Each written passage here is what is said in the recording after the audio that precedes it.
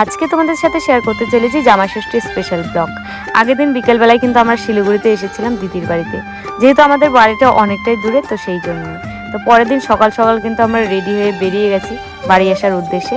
আর আমি আর আমার বর কিন্তু আমরা সেম সেম ড্রেস পরেছি, রেড কালারের। তো কেমন লাগছে আমাদের জানিও। আর তারপরে ঢুকেছিলাম বদ্দির বাড়িতে, বদ্দির জিৎ আর এই যে শ্রীপর্ণা, ওদেরকে নিয়ে আমরা কিন্তু বেরিয়ে গেলাম বাড়ি আসার উদ্দেশ্যে। সব দিদির একসাথে থাকলে যা আর কি হয়, এত গল্প করছিলাম, কখন যে বাড়ির দিকে চলে আসলাম বুঝতেই পারলাম না। আর জামাই ষষ্ঠীটা নিয়ে কিন্তু অনেক দিন থেকে ওয়েট করছিলাম যে কবে জামাই ষষ্ঠী আসবে, কবে জামাই ষষ্ঠী আসবে। বিয়ের পর কিন্তু এবার আমার দ্বিতীয়বার মানে জামাই ষষ্ঠীতে আসা।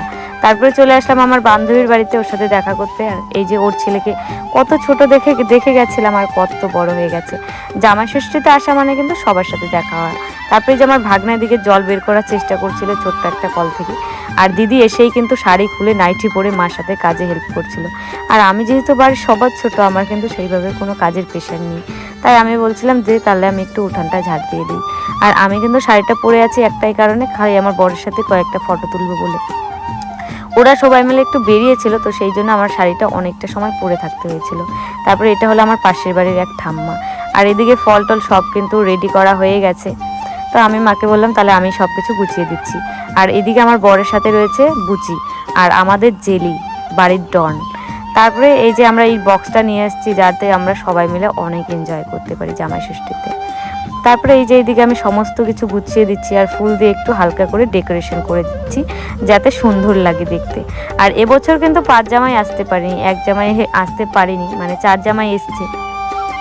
যেহেতু মেজদির ছেলের বাচ্চা খুব ছোট আর এতটা দূর থেকে আসবে, নাজেহাল অবস্থা, মানে 2-3 দিনের জন্য, তো সেই জন্য ওরা আর আসলো না, কিছুদিন আগে এসেই ঘুরে গেছে। এর আগের বছর কিন্তু 5 জামাই ছিল। তো যাই হোক, ওরা আসলে আরও বেশি ভালো লাগতো আমাদের।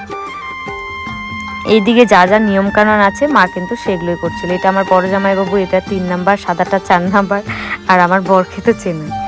তো আর পেছনে যে অয়নও দাঁড়িয়েছিল। তারপরে মাকে বললাম তুমি একটু বসো, তোমাকে একটু ভিডিও ক্লিপে নিই। আর এই যে আমরা কিন্তু 4 জনে পেছনে দাঁড়িয়েছিলাম যার যার বরের সাথে। আর আমার বরকে একটু আমি এদিকে পাখা করছিলাম, খুব গরম ছিল আর একটা ফ্যান সবার গায়ে লাগছিলই না। তারপরে এখানে আমরা খাওয়া দাওয়া কমপ্লিট করার পর আমরা কিন্তু একটু খেজুর তলায় গিয়েছিলাম, এখানে কিন্তু ভিডিও আর কিছু ফটো নেওয়ার জন্য। এই কয়েকজন মিলে এসেছিলাম। তারপরে রাত্রে সবার জামা কাপড়গুলো দেওয়া হচ্ছিল। এদিকে আমার বরকে এই গেঞ্জিটা দেওয়া হয়েছে, তাই আমি বলছিলাম একটু পরে পরে দেখো।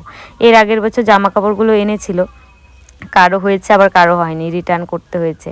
তো ভাইকে এখানে একটা গেঞ্জি আর একটা প্যান্ট দেওয়া হয়েছে। এবার কিন্তু আমরা ভালোই মজা করেছি, তবে দিদিরা